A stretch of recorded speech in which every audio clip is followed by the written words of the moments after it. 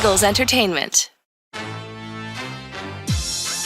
the 15th pick in the NFL Draft, the Philadelphia Eagles select. You're listening to the Journey to the Draft podcast. Welcome to the Journey to the Draft podcast, presented by Life Brand. I'm your host, Fran Duffy, and we've got a really fun show for you today. 2 discussions, and we're going to kick things off with Pick 6, where my friend Greg Cosell comes by to talk through 6 players at 3 different positions. And we really kind of open this up. The goal of this segment every single week is going to try and do what's kind of referred to as cluster busters, right? Where you're going to get a couple different players from the same position and just kind of compare and contrast, talk about big themes centered around the position they play, and just kind of talk some football and the evaluation process. So we're going to do that here with Greg Cosell, a couple quarterbacks, a couple pass rushers, and a couple linebackers. It's going to be really fun. After that, we transition to Draft Buzz, where Ben Fennell drops by. We're going to do a deep and thorough breakdown of Daniel Jeremiah's latest mock draft. Mock draft dropped on Tuesday afternoon here this week. We're going to break it down, 3 Eagles picks, plus the entirety of that first round. We'll do all that there with Ben, and then we'll wrap things up with our draft mailbag. We've got a good question on a potential trade scenario, and then also a fun question about leadership with these prospects. We'll hit on that there at the end of the show. As always, the best way to support the show is to jump on Apple Podcasts or Stitcher. Leave us a question, leave us a comment, leave us a rating, leave us a mock draft, leave us a big board, leave us your rankings, whatever you want to leave us. We will break it down here. We will answer your questions on an upcoming episode, and it's also the best way to throw us your support as we get closer and closer to the NFL Draft. We're about a month away now from draft weekend. It's crazy to say, but we are almost there. We are almost to the finish line. That said, let's get things started. Excited to chat with my friend Greg Cosell. It's time for Pick 6. Now it's time for Pick 6. All right, well, excited to start the show with my friend Greg Cosell here for Pick 6, where, Greg, we've got 6 prospects to talk about here on Wednesday afternoon, and we'll start with the quarterback position. And a lot of quarterback pro days here this week. We've already seen the 2 guys that we're going to talk about here, in Malik Willis and Kenny Pickett. And we'll start. Let's start with Pickett, because I know he's a guy that you're very high on. I'm interested to kind of get your thoughts on Pickett and his translation to the NFL. Yeah. By the way, do you have your pro day yet, Fran? Because I only judge these guys on pro days, nothing else. Yeah, I'm working out privately for teams closer to the draft. Yeah, because all that matters to me when I evaluate quarterbacks is watching guys throw versus air in shorts and a T-shirt. Isn't that all that matters when you evaluate these guys? Yeah, right. Exactly right. Yeah. Well, Kenny Pickett, believe it or not, and I don't know why I did this, but I've watched him a lot, and not just this year, but over the last 2 years. So I watched him in 2019, in 2020, and then in 2021. And to me, I think his overall skill set and traits project really well to the NFL. Now, one thing you hear about Kenny Pickett is he doesn't have one special trait, but there's no question he's pocket efficient. He's got second reaction and movement. So the way I think about it is this way. Let's look at what his profile is. He has vision. He can progression read with full field reading concepts because of where he played and who his offensive coordinator was at Pitt. He has timing, anticipation, precise ball placement, plus he has athleticism and mobility to make second reaction plays. So to me, Kenny Pickett checks all the boxes. He doesn't have a gun, no question, but his arm is more than strong enough. I think he can be highly effective as an executor and ball distributor. That's where his game starts, but he's got second reaction movement. Now, I understand all the talk about the hand size, and I guess that does factor in one way, that he did fumble at times in college. And that's where the hand size, to me, becomes a factor, because obviously your quarterback cannot fumble. But other than that, I think Kenny Pickett could line up and be a quality NFL starter. I think the discussion comes in, to me, Fran, if people think, well, he's Josh Allen. He's not Josh Allen. We know that. He's not Patrick Mahomes. But I think you can line Kenny Pickett up and he could be a quality starter in the NFL. Yeah, I mean, honestly, if someone tuned in like a minute into this conversation and listened to you describe Kenny Pickett, you very easily could have been talking about Joe Burrow, who was the number 1 pick. And obviously the resume was a little bit different in terms of what he did. One of the best seasons in college football history, undefeated national champion, Heisman Trophy, all that. But I think when you look at Kenny Pickett and the way that he plays the position, his strengths, his ability to process and the touch and everything you talked about in terms of his ability to manage the pocket and create some second reaction throws, despite not being what a lot of people would deem to be an elite athlete, I think that kind of speaks to the skill set he does bring to the NFL and how he can be used once he gets to the league. Yeah, and let's try to think back for a minute. You mentioned Burrow, and I know Burrow's had phenomenal success in 2 years in the NFL. So we now have access to those results. Yes. So we tend to talk about Joe Burrow as an elite player after 2 years in the NFL. So when Burrow came out, I really liked Joe Burrow, as I believe you did as well. And I think the only thing we probably said about Joe Burrow that was theoretically a negative was that he didn't have elite arm strength. Yep. Other than that, we felt that Joe Burrow checked pretty much all the boxes, correct? Correct. And there was no questioning are they making a mistake taking him number one, despite having guys like Justin Herbert in that class? So I don't want to make this a comparison, because then people are going to say, well, Cosell compared him to Joe Burrow. That's not the point that we're talking about right now. And I hope that when people listen to this, the takeaway isn't, it's a direct one-on-one comparison. But if you look at traits, that's where you start when you evaluate a quarterback. You look at traits. How are, if you had the list of traits, wouldn't you check a lot of the same boxes for Kenny Pickett? You would, no question. Yeah. So, again, let's not make this one-to-one comparison, but, I'm not sure what people mean when they say he doesn't have a special trait. Sure, he doesn't have a gun. He's not super athletic. Like you said, he's probably a better athlete than people think, but you wouldn't call him an elite athlete. So I'm just not sure where the concern is. Yeah, and I feel like that's one of the things that, and we could talk about this as we talk about Malik Willis as well. When you're talking about Pickett, everyone looks around the league, and you mentioned Josh Allen, but you go down the list of who the elites of the elite are. Joe Burrow, notwithstanding, in the NFL right now, the young quarterbacks are all those traitsy type players, whether you're talking about elite athleticism, elite arm talent, or both. And Pickett isn't deemed to have that. And if you would look at him and say, maybe he doesn't. And maybe he does, and not maybe he doesn't. So therefore, I guess that's why people say that he's just kind of a mid-range prospect as opposed to a higher level prospect. Yep, exactly. So to me, it almost comes down to not necessarily risk management, but looking ahead at both of these two players. And we could talk about transition into Malik Willis here now, is when you're trying to project all the different range of outcomes for Kenny Pickett. Could he end up being the Pro Bowl type quarterback, like a Joe Burrow, like that kind of quote unquote franchise quarterback, right? Can he be that? Sure.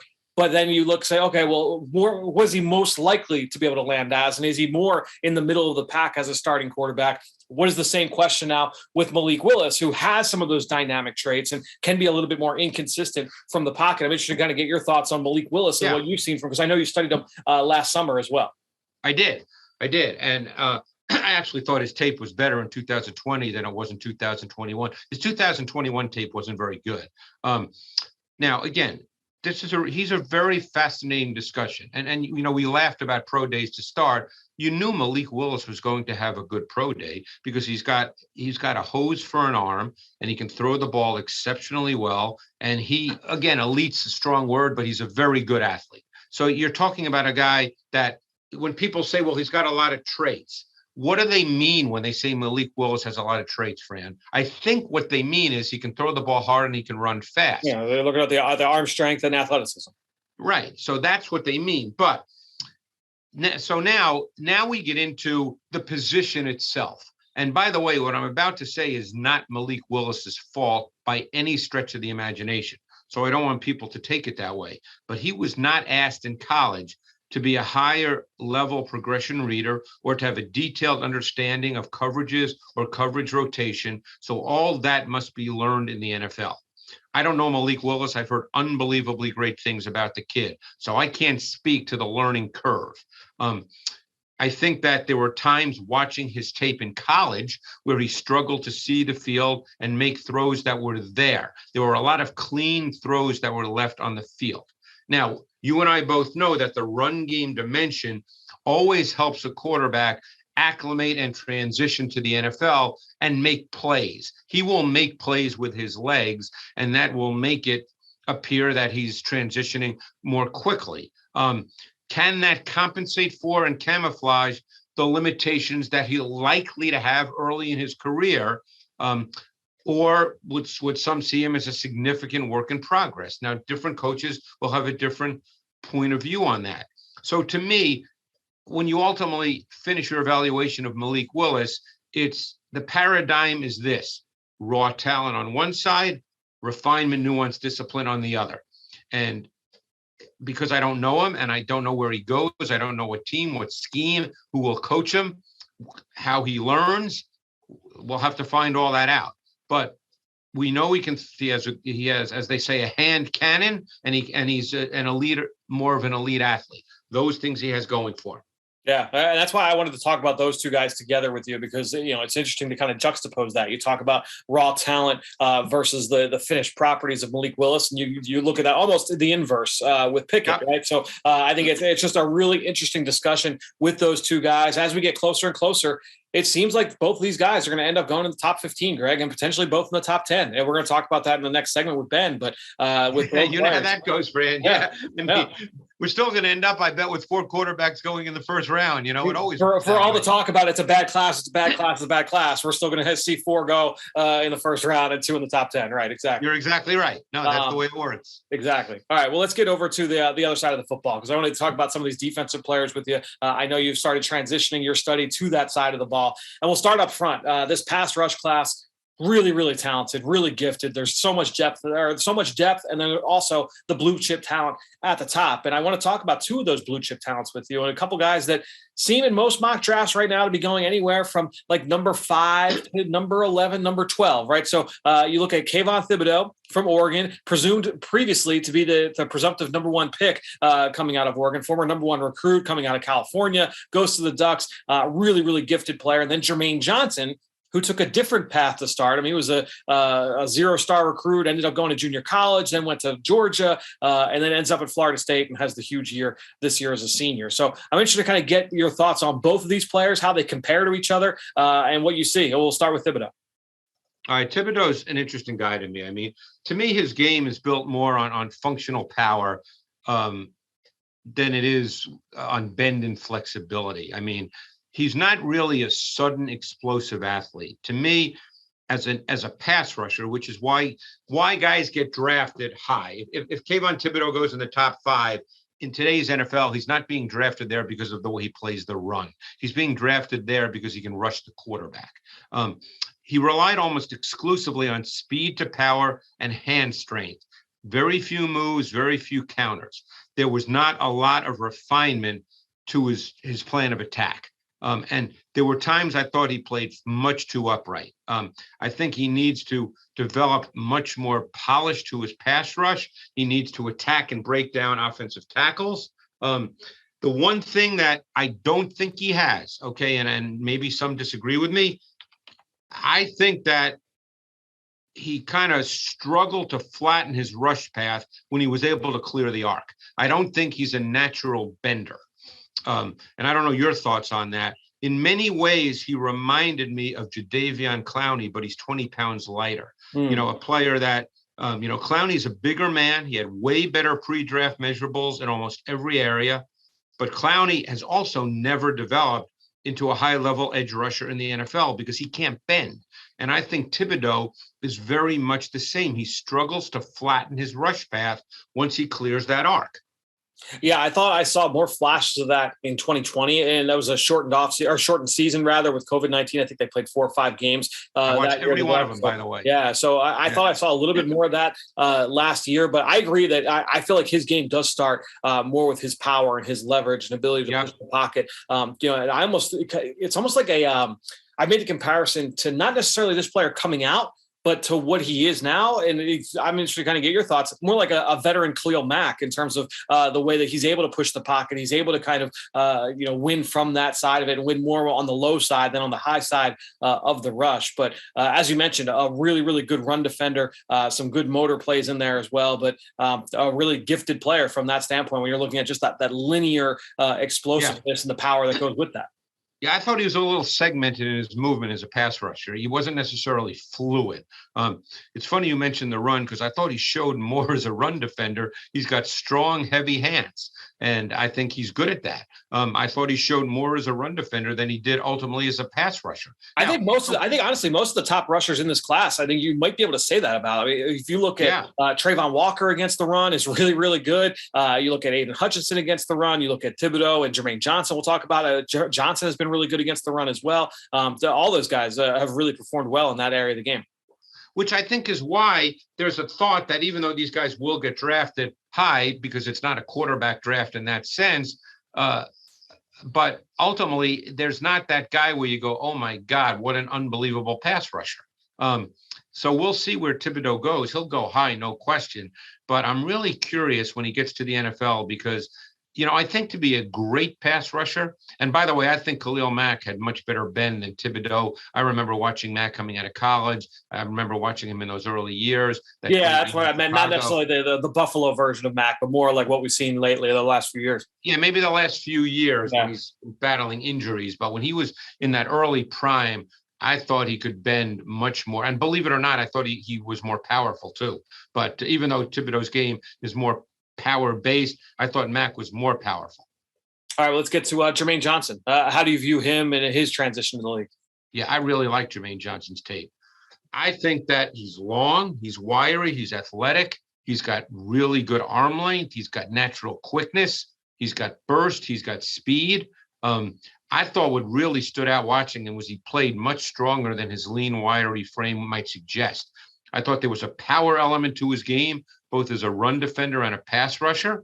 He's naturally quick. I think there's much to unlock in his game as a pass rusher. I don't think he's refined yet.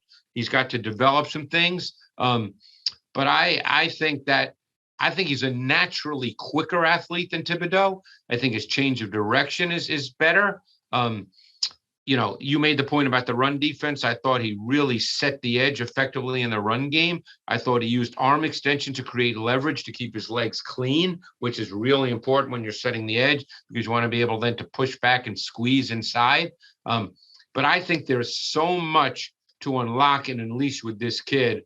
It would not surprise me if in 2, 3, 4 years, we're talking about this kid as the best pass rusher in this group. So let me ask you a question. And this is not about Johnson or Thibodeau. This is more about pass rushers in general as you're studying these guys. So many people are, obviously for good reason, focusing in on their hand usage, their rush moves, right? The ways that they're able to win. Yeah. When you look at that with these young pass rushers, are you more impressed by the guy that has maybe 1 or 2 tools in his toolbox that are great, and that's like, all right, this is his foundation. Hey, he is a high side rusher, and he's got all the moves to win high side, and he knows how to complement that at times. Versus a guy that he's got all different ways he was able to move, but maybe or able to win, but maybe didn't show like, oh, this one was his go-to, and it was more like, hey, look at this one great pass rush move here, look at this one great pass rush move there, but it was not really an identity that was set in stone. How do you kind of view players like that and look at the hand usage element of their game?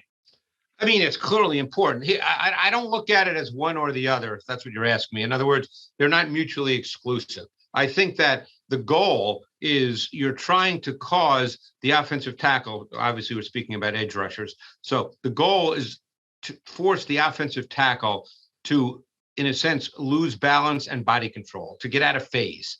Because, whether he oversets, whether he leans at the waist, whether through the offensive tackle trying to counter your hand usage with his hand usage, you get him off balance. The goal is to get him in a position where he's not comfortable as a pass protector. So there's many ways to do that. The guys who can really attack the edge, and as you call it, a high side rusher, most guys are taught anyway that you don't really want to turn your body at least through your second step. You don't want to all of a sudden just turn to the sideline. You want to at least stay as square as you can as an offensive tackle, at least through your second step, because you don't want to overset, because then you give up the inside.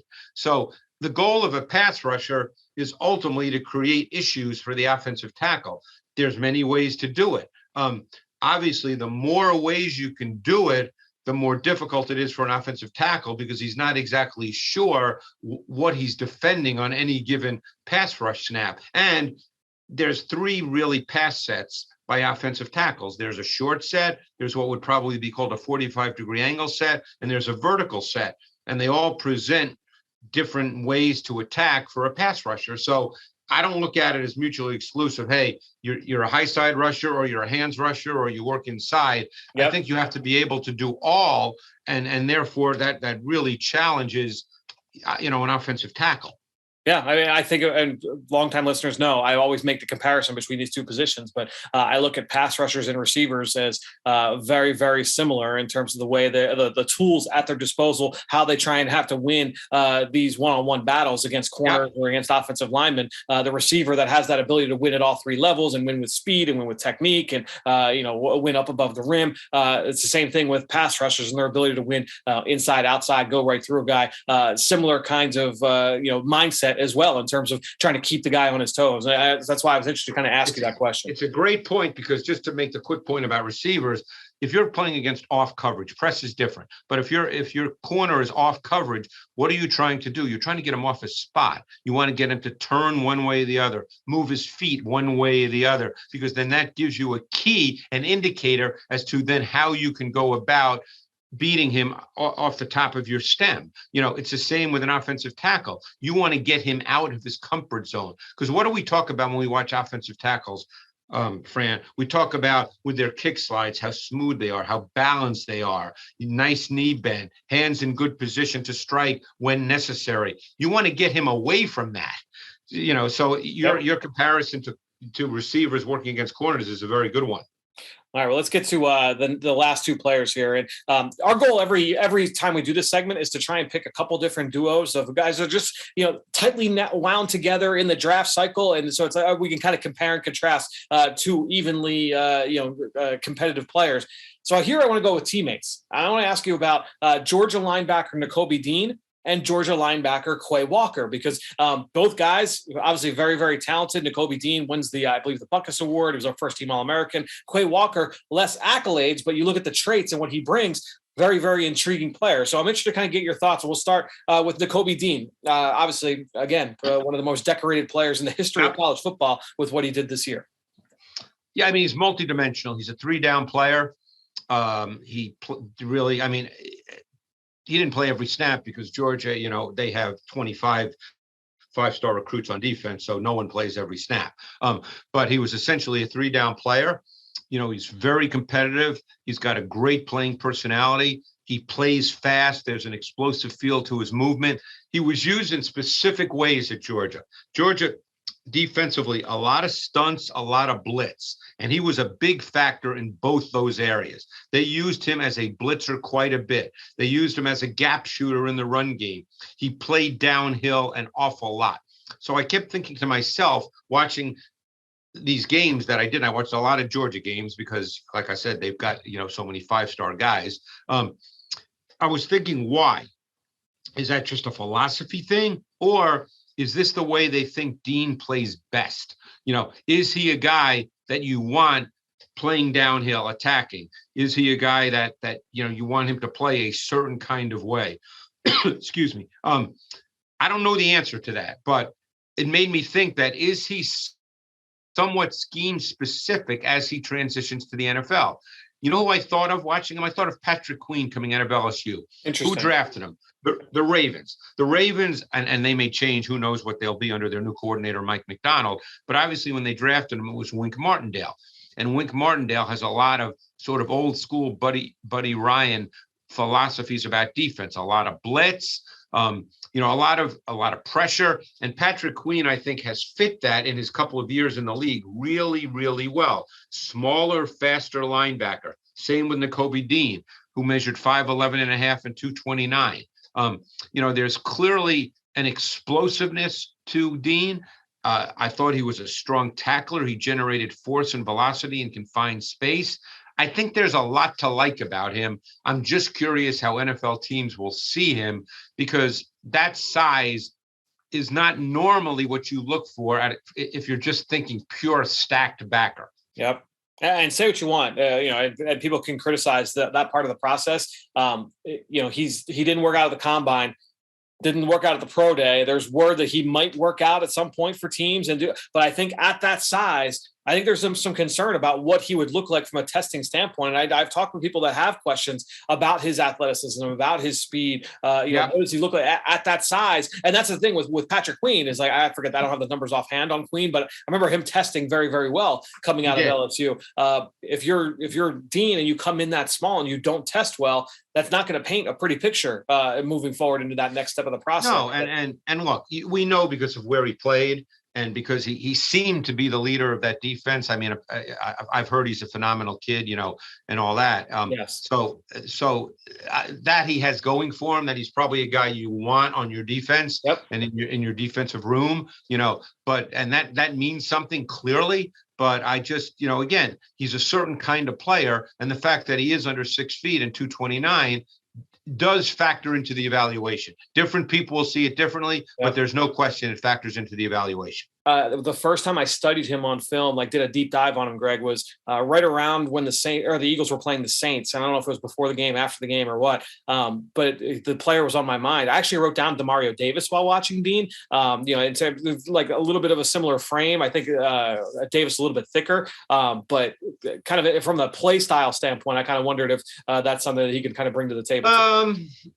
I think Davis is a great pro. You love Davis. Yeah, right. I do love Davis. I think he's in the conversation as one of the best 3-down linebackers in the league with guys like, Wagner, Warner, Darius Leonard. I'm sure I'm missing one or two.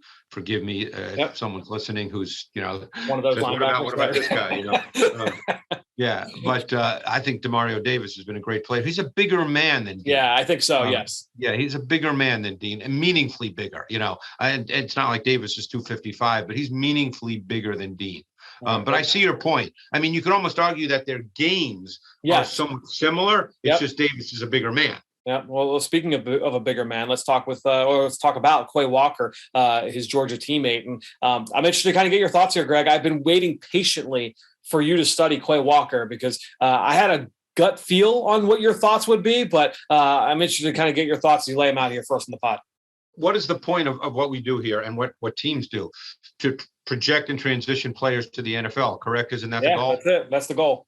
Well, I like Walker's transition more than I like Dean's transition. Walker's 6'4", 241.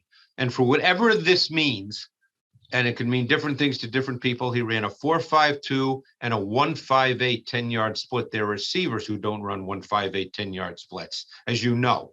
I think he's got outstanding size and length for a stack backer. He's a really good athlete. He's got a very smooth, rangy feel to his movement. He's got play speed.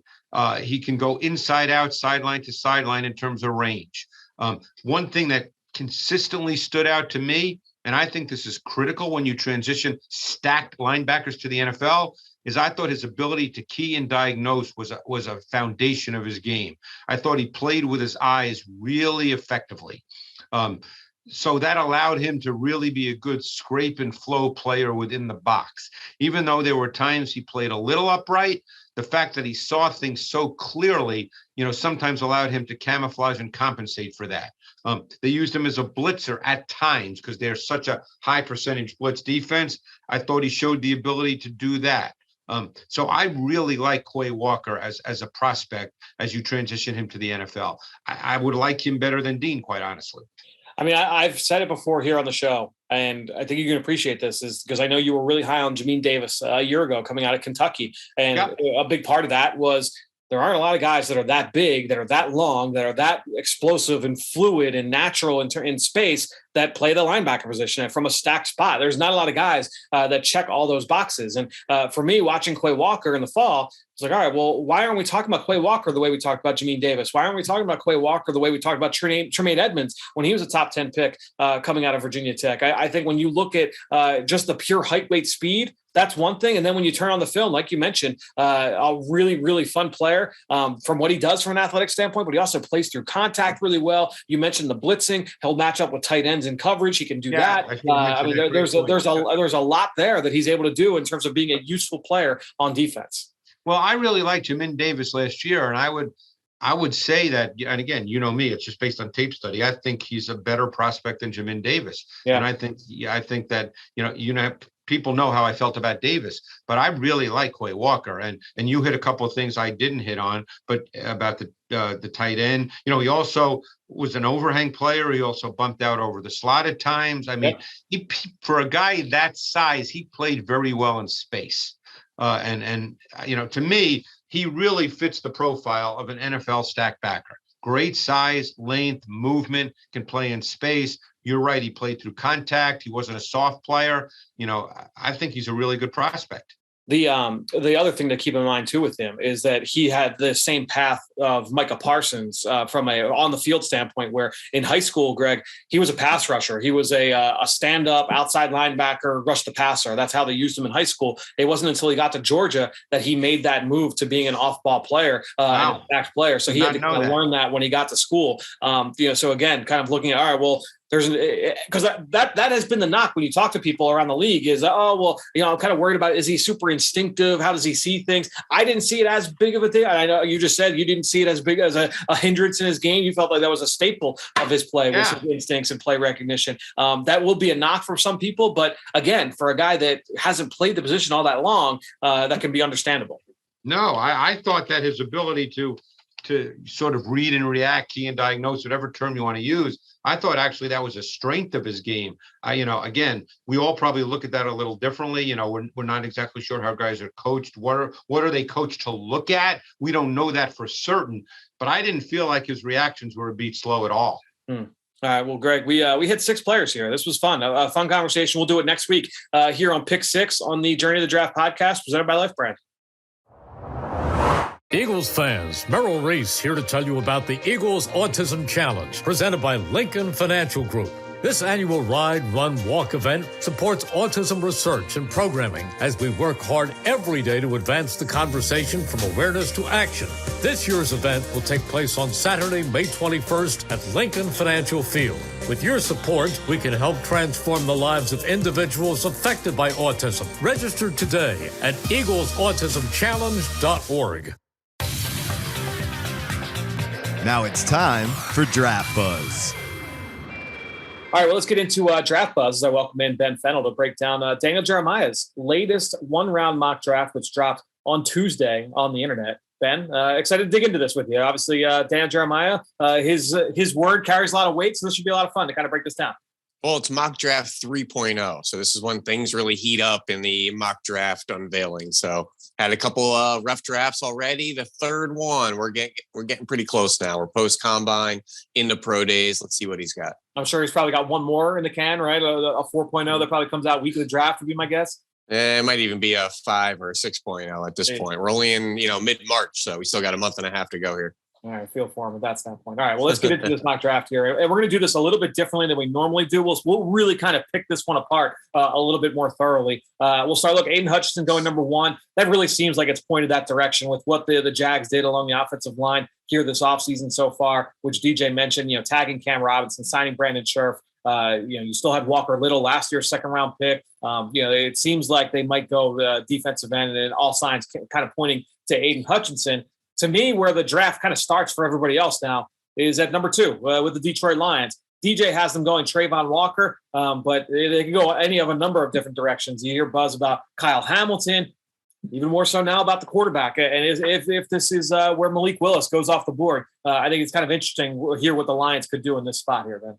Yeah, Trayvon Walker going 2nd overall is probably the highest I've seen, leapfrogging some guys like Kayvon Thibodeau and some others there. But Aiden Hutchinson 1 overall, it's how it's looking. But will Jacksonville fans be okay with them going back to the edge rusher 3 out of 4 years, just like Josh Allen and Cle'Veon Chasen in 2019, 2020? It's a little bit of too many bodies in that edge rusher room. We'll see if maybe there's an odd man out of that group, or if they can make a trade or maybe get some capital for one of those guys. But Hutchinson, Trayvon Walker, 1-2, can definitely see that.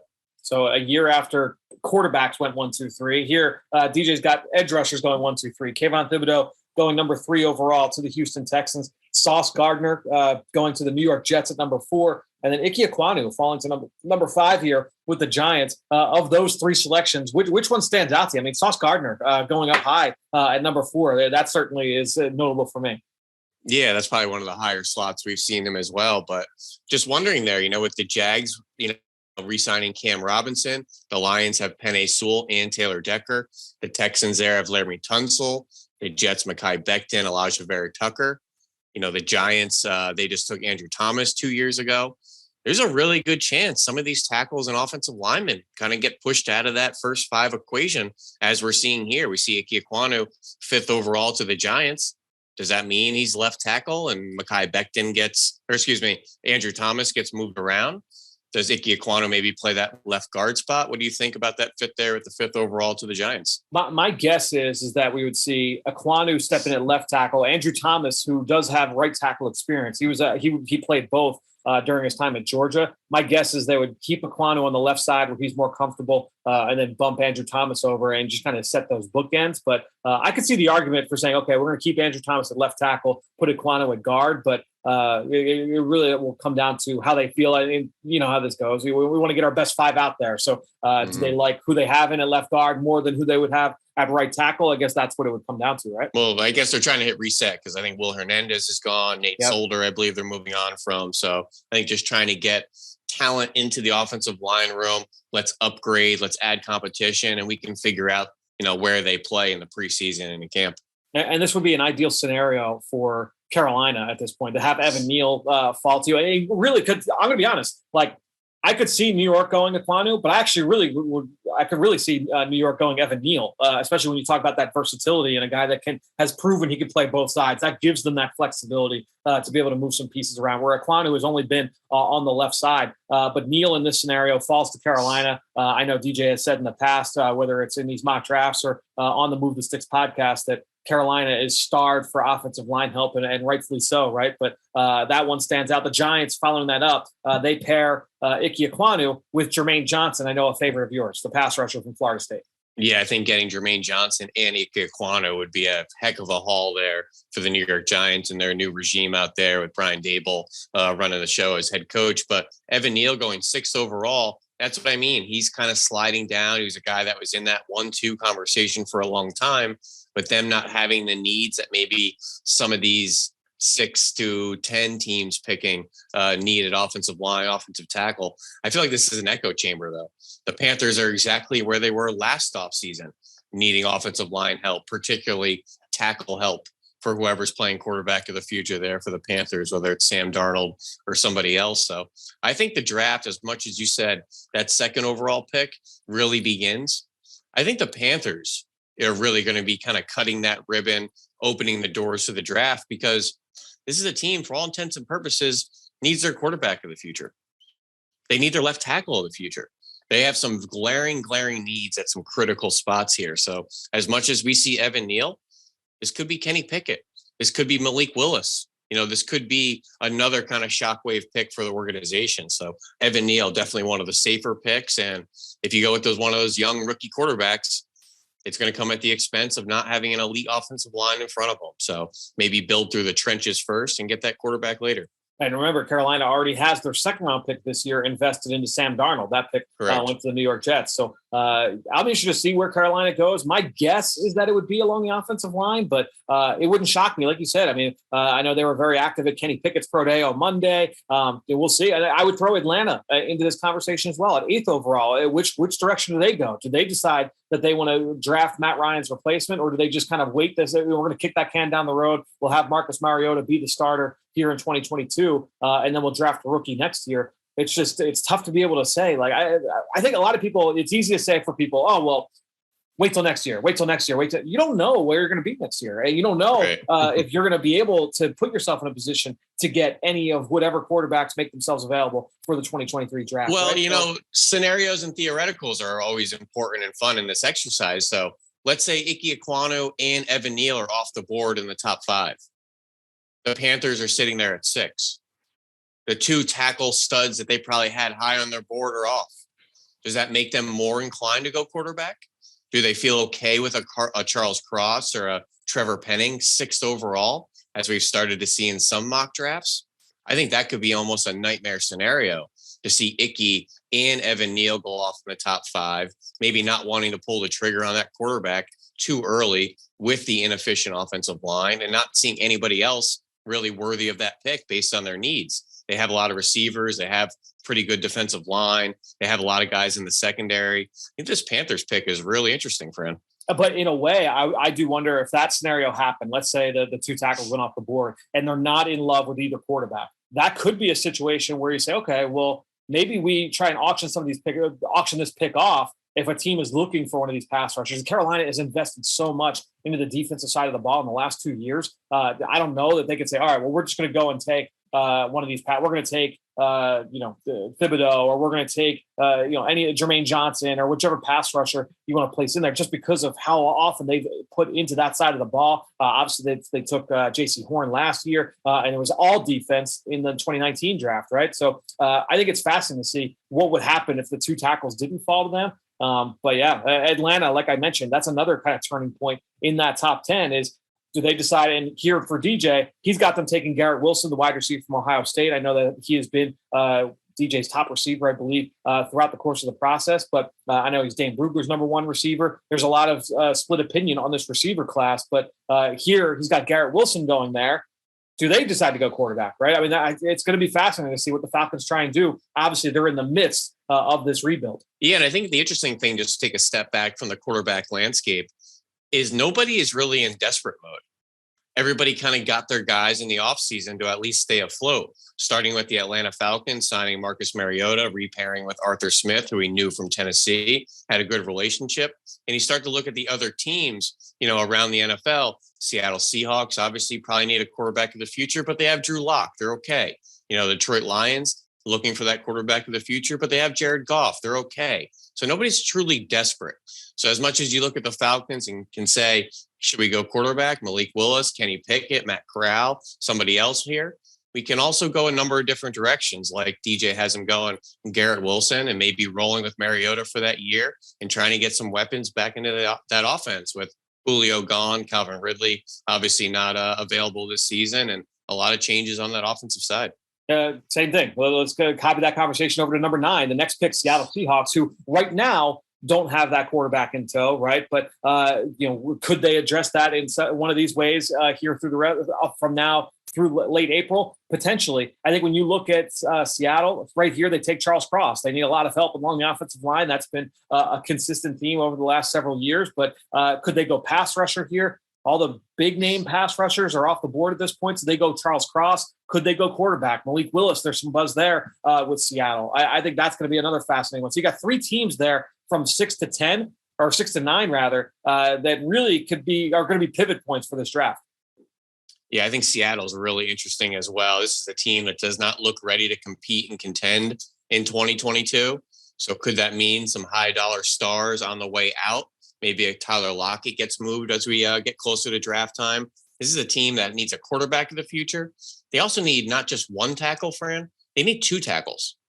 This could be a team that's certainly on the move with the 9th overall pick, maybe moving up and being aggressive and getting one of those pillar left tackles like a Neal or a Kwanu, and maybe seeing a star high dollar guy like Tyler Lockett on the move. I think the Seattle Seahawks are not done with their offseason and will still be one of the big movers and shakers, I think, as we lead up to the draft here. But Charles Cross, 9th overall, definitely fits the need of the Seattle Seahawks. All right, so the next 3 picks I want to buzz through. I want to get your thoughts on which one you like the most. All right, so 10 through 12. We got the New York Jets closing out the top 10 with Drake London. So they paired Drake London with Sauce Gardner, 2 tall, long skill position players to kind of beef up that roster there for New York. Washington at number 11. The Commanders take Kyle Hamilton falling out of the top 10. Interested to kind of get your thoughts there as well. But then the Minnesota Vikings with a new regime. They take Jordan Davis, the defensive tackle from Georgia there to shore up that defensive front. Which of those 3 picks is your favorite as you sit here looking at these 3? I think I like Jordan Davis going up there to the new regime up in Minnesota with Kevin O'Connell now there as the head coach, and a bunch of new bodies there up front. Zadarius Smith just signed yesterday. Harrison Smith coming over from Buffalo. I think Jordan Davis would just be an absolute wrecker there in the middle for that defense in Minnesota.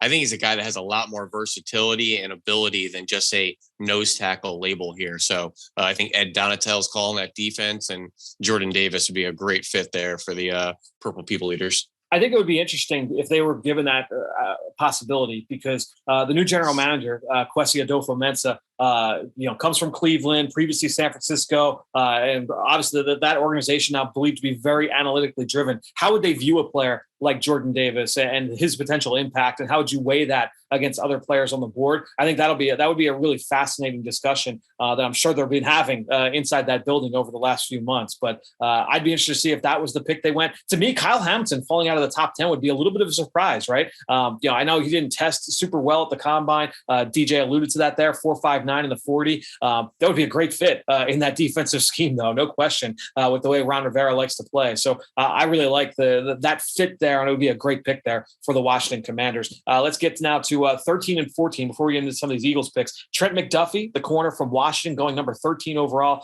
to the Houston Texans. Interested to get your thoughts there. And then George Karlaftis going off the board to the Baltimore Ravens.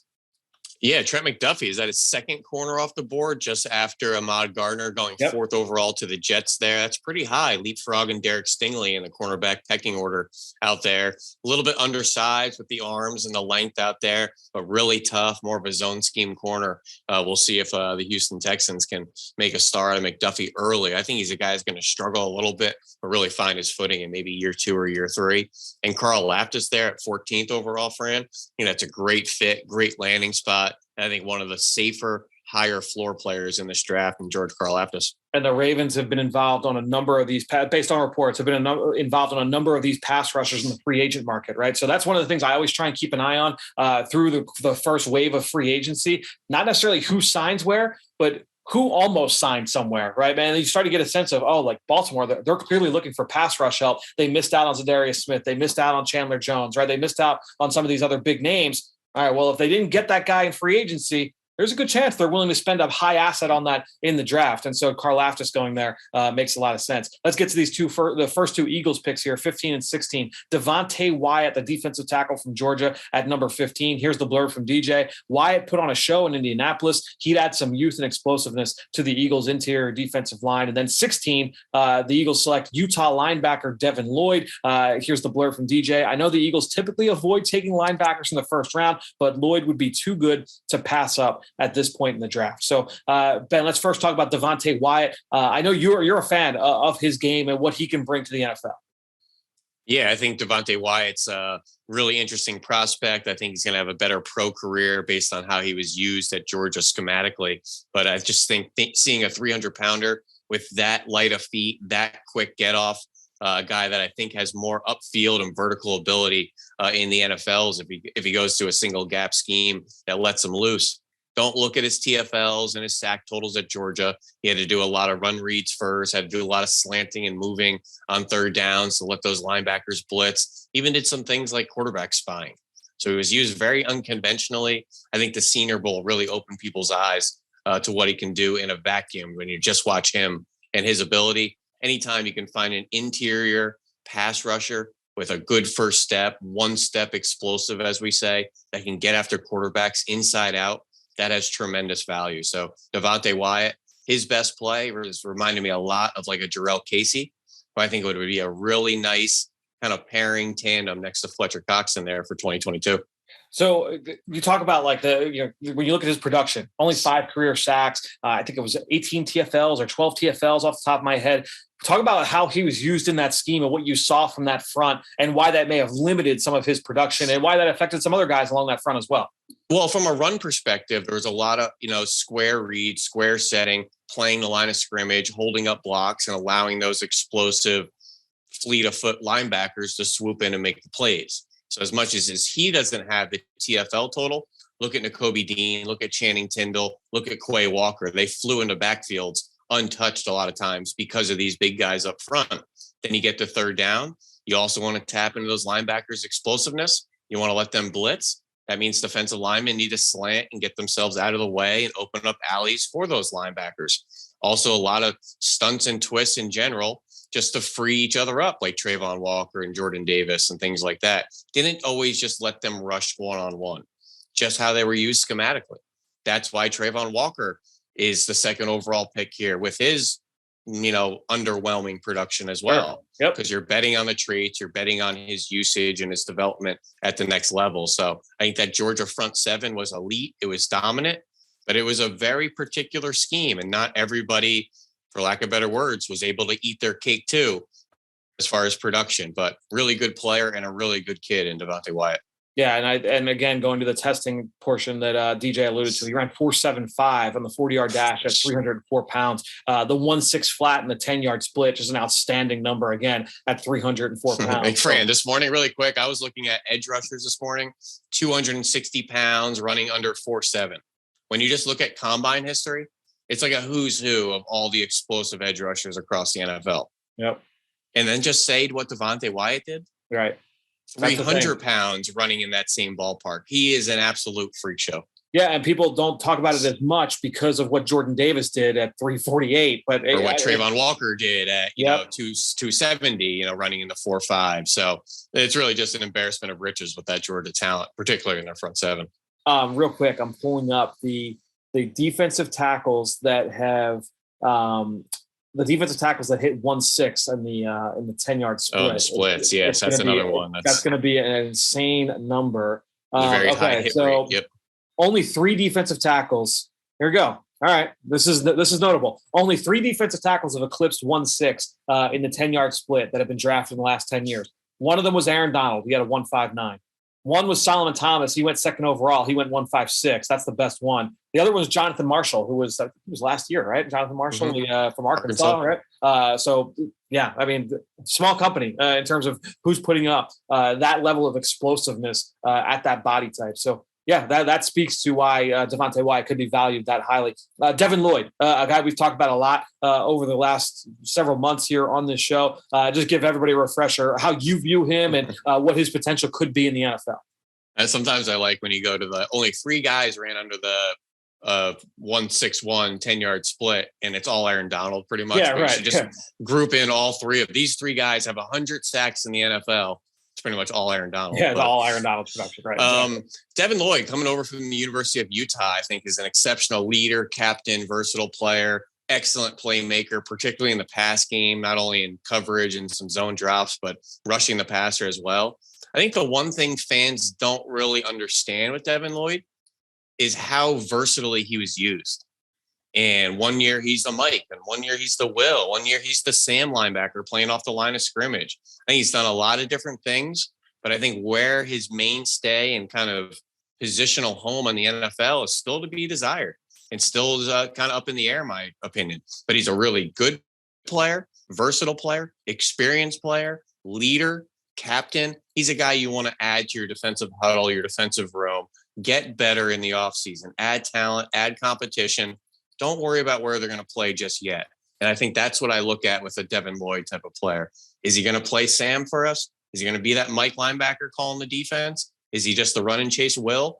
Not really sure yet, but don't worry about that. I think he's done a lot of different things for Utah, can contribute in a variety of different ways, and will be a really good pro no matter where he goes.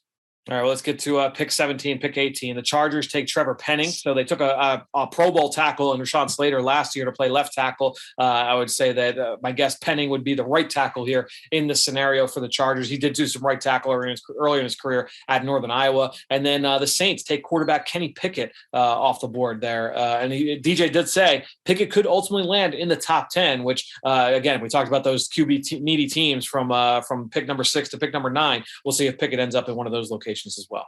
Yeah, absolutely. The Chargers clearly needing a right tackle of the future. Brian Bulaga was just let go. Also really wasn't available with his injuries the past 2 years. So I'd love to see that right tackle in front of Justin Herbert. Don't forget, Trevor Penning played some right guard at the Senior Bowl and team periods as well. So he's a guy that has been dabbling with some inside alignments, maybe a right guard of the future there for the Chargers. Again, improve your offensive line room. Figure out the pecking order in camp in the preseason when you need to. Don't feel like you have to find a home for him before the draft even starts. And Kenny Pickett to the Saints, another one of those teams that have the security blanket and bringing back Jameis Winston. Jameis Winston. So they're not desperate. But which of these teams are going to turn the page to the future? You know, the Panthers, the Seahawks, the Saints, these teams the Falcons that have quarterbacks to stay afloat. Who's going to turn the page first? And who's going to be aggressive to do it. So I think Kenny Pickett could be a guy that one of those teams sees sitting there at 10 to 13 and are the aggressor ones to go up and get him because they think that's the good value if he's going to fall to the middle of the first round. So 18th overall to the Saints. can certainly see that pick being pulled if he's sitting there on the board for the Saints.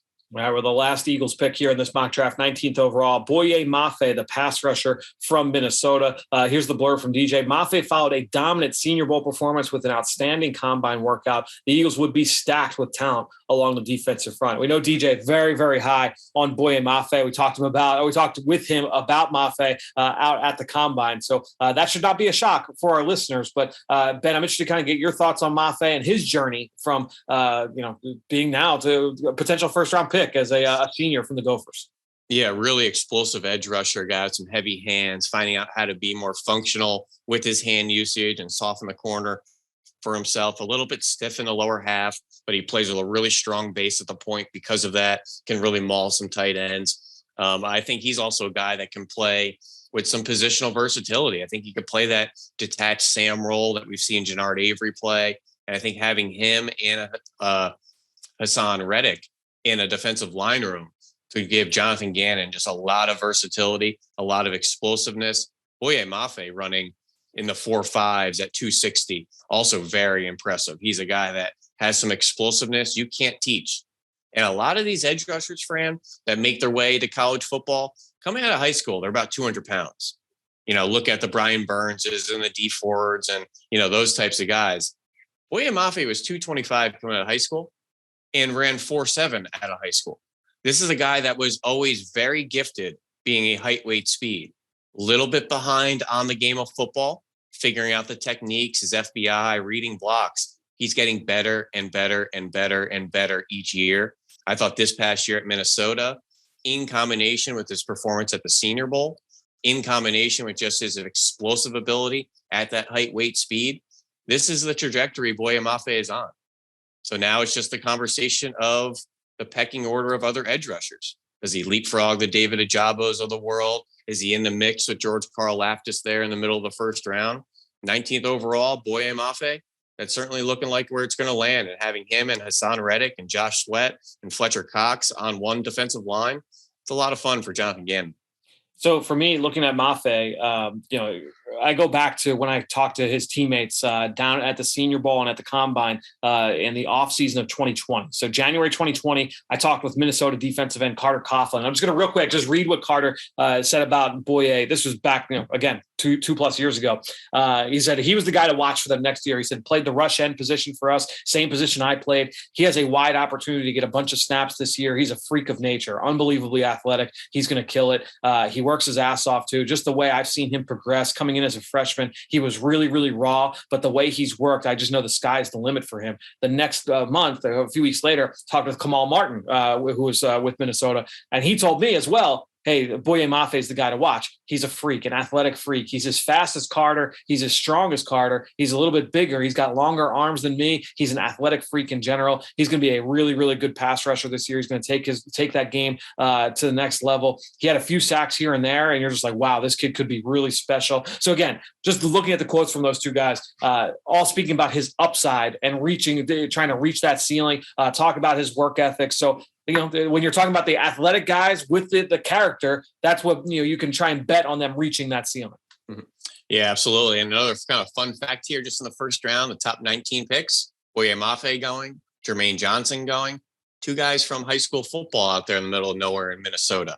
Don't forget Jermaine Johnson's from Eden Prairie. They actually played each other in high school. I have that game up on my computer right now. I just want to see how freak show it was to watch Jermaine Johnson and a Boye Mafe on the field in high school. I'm sure it was a lot of fun. All right, well, let's get to these handful of picks here to round things out. So Pittsburgh Steelers, I'm going to go 3 picks at a time here. Pittsburgh Steelers at 20, Patriots at 21, Packers at 22. Derek Stingley goes to the Steelers at 20.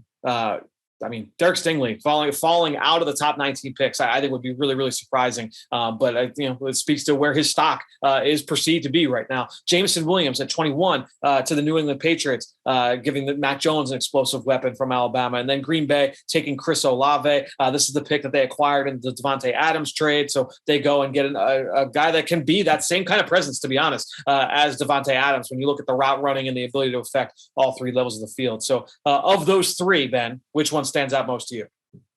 I think Derek Stingley going there because I don't think a lot of people realize how different this Steelers defense is going to be in 2022.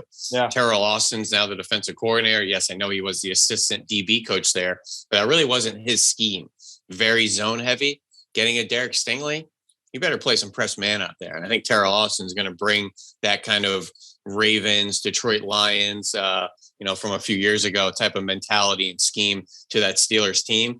And if you want to play press man, you better have an alpha to go do it. So I think Derek Stingley would be a great piece to kind of start that new regime there for that Steelers defense. All right, the next 3 picks here, 23, 24, 25. Arizona Cardinals take Arkansas wide receiver Treylon Burks. They lost some receivers in free agency, obviously. Dallas Cowboys at 24, taking Boston College guard Zion Johnson, the ability to bolster the trenches there for the Cowboys. And then the Buffalo Bills at 25, taking Iowa State running back Breece Hall. And DJ said that, the Buffalo's poised to make a Super Bowl run. He's that finishing touch. Just drop him in. I think that would be fascinating, Ben. But of those 3, which pick stands out most to you?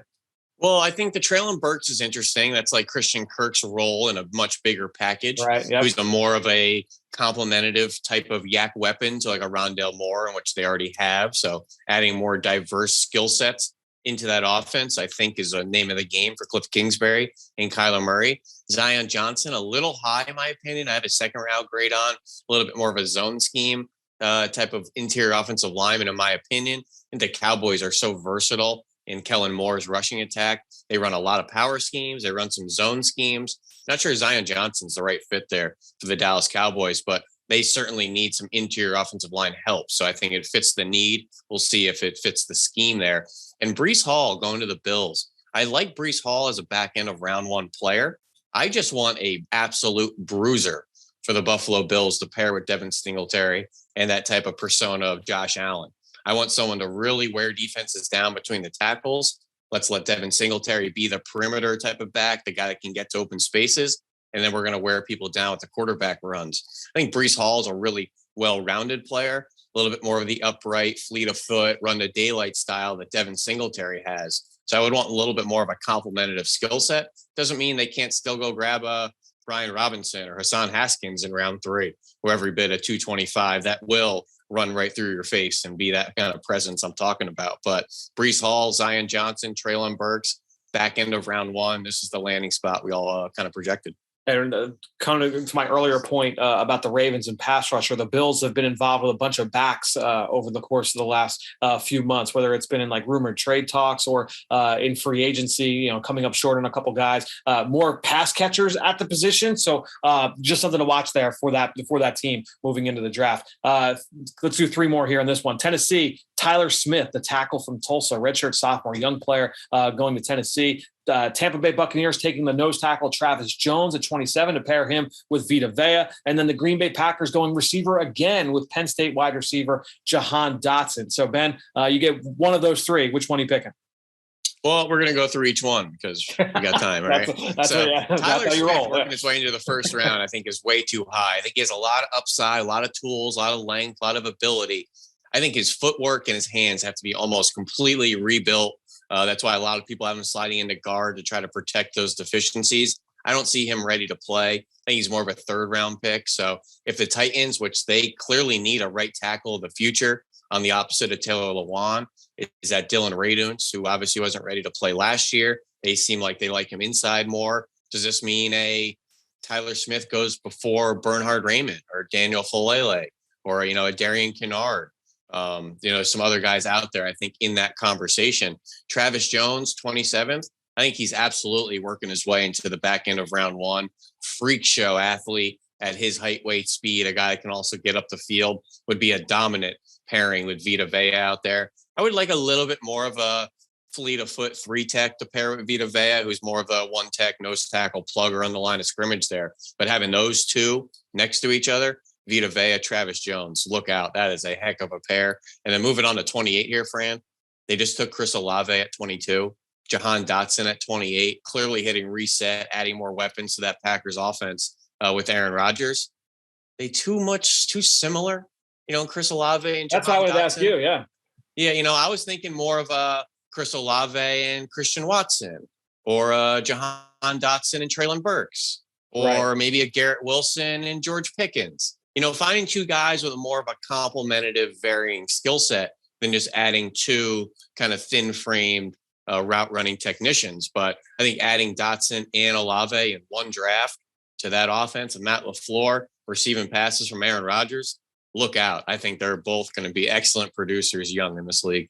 All right, so 4 picks to take us through the back end of the first round and finish up this mock draft. Miami at 29, taking Tyler Linderbaum, the center from Iowa. Kansas City at 30, taking pass rusher Arnold Ebiketie from Penn State. At 31, the Cincinnati Bengals taking Clemson corner Andrew Booth. And then at 32, the Detroit Lions rounding out the draft with Nicolby Dean, the star linebacker from Georgia. So, Ben, I've got one that stands out to me. I love the fit of Linderbaum with Miami, just because you look at a coach and Mike McDaniel, those creative run schemes that can really weaponize a guy like Tyler Linderbaum and get him out in space and use him with the screen game. We know how they're going to play from a pass game standpoint. Just get the ball out of Tua's hands quickly. You can try and get him out on the move. Linderbaum, I think, would be a fun fit in that scheme. But is there a player fit that you like most from that foursome? Well, I like seeing Nicolby Dean, round out the first round there, going to the Lions, joining his teammate Trayvon Walker, who went second overall. And obviously Dan Campbell trying to revamp this defense. But the way, 2022 NFL is going, score, and outscore your opponent. So there's some teams here going very heavy defense. That seems to be where this draft is trending. Now we'll just see if they're going to yield the results and maybe have some more dominant defensive, performances around the NFL. I think defenses really need to recalibrate and figure out how to stop these high-flying offenses.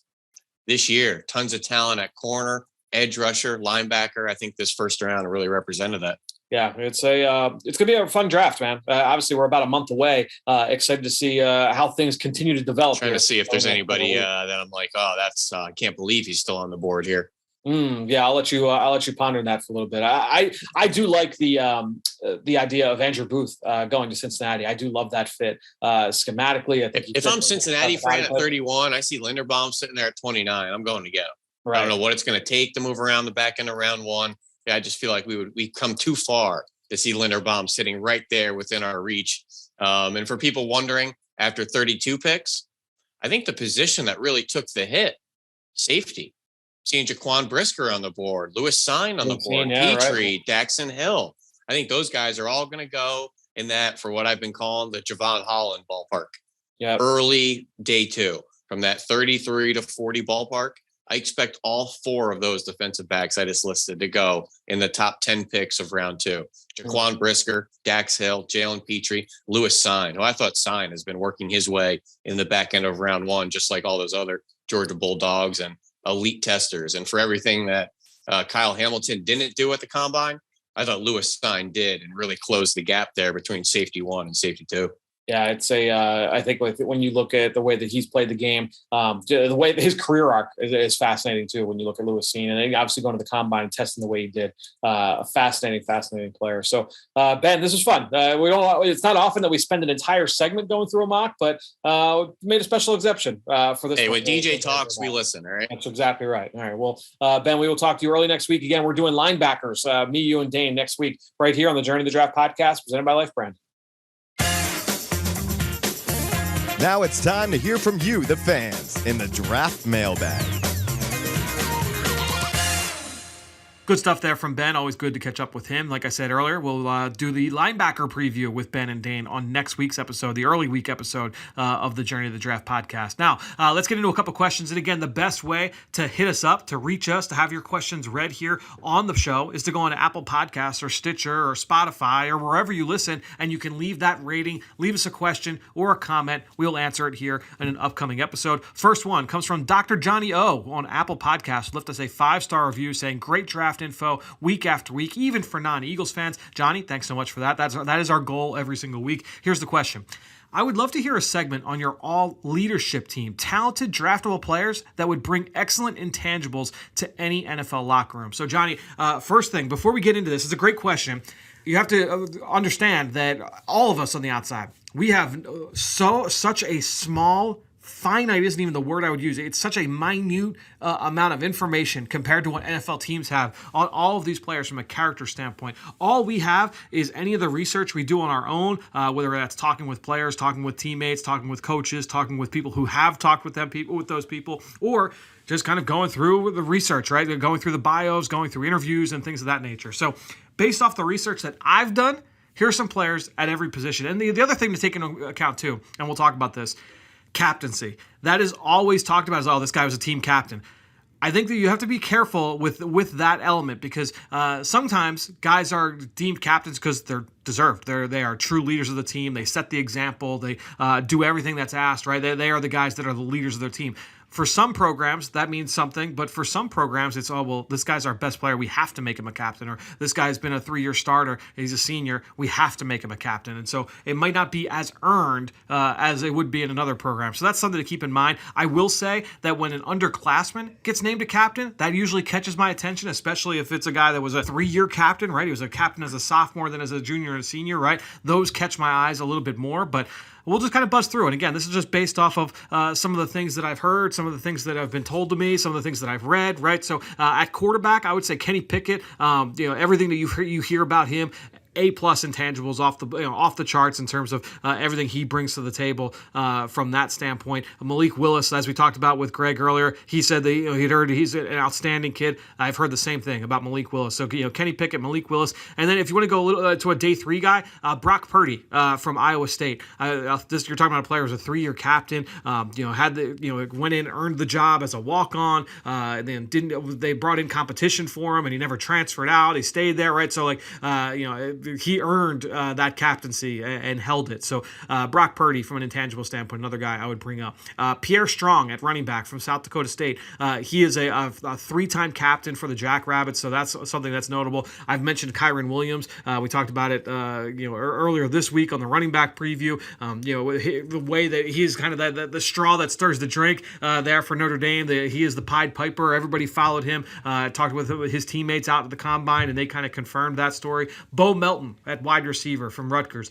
He is a guy that was a multi-year captain. So again, those guys that get that honor as a sophomore and junior, that carries a lot of weight for me from that standpoint. If I'm just going off that and not off of anything else, that kind of carries for me. On the offensive line, Ike Ekwonu, number one, when you talk to people around him and you talk to anybody that has talked to him, they say aces. And again, captain as a sophomore in 2020. Again, speaks volumes. Abe Lucas from Washington State, longtime right tackle, 4-year starter, 2-year captain. Along the offensive lines as well, Zion Johnson from Boston College, which, by the way, make sure you go check out the latest piece that Brandon Thorne put out, a trench warfare episode with Zion Johnson, just talking about the game, and you can't help but be impressed by that kid. So Zion Johnson looking like he's going to be in a first-round draft choice next month. Over to the defensive side of the football, Jesse Luketa, the pass rusher, Sam linebacker from Penn State. I've heard nothing but great things about. George Karlaftis as well, absolute just like football junkie, and also a very vocal leader for that Purdue team. Josh Pascal, the versatile defensive lineman for Kentucky. Is he a D end? Is he a D tackle? What is he? Where does he kind of play? There's some questions there, but this is number one, a player who has overcome a ton in his life, from beating cancer early in his career when he first got to Kentucky, and then has turned into a huge leader for that team. So Josh Pascal would be a guy I would mention along the defensive line. At linebacker, we talked about Nicolby Dean earlier. I've had one person tell me that there's no higher character guy in the entire Southeast this year than Nicolby Dean. So when you talk about just that level of praise, I think that speaks volumes. Malcolm Rodriguez as well, the linebacker from Oklahoma State, 2-year captain for the Cowboys. In the secondary, a couple names here.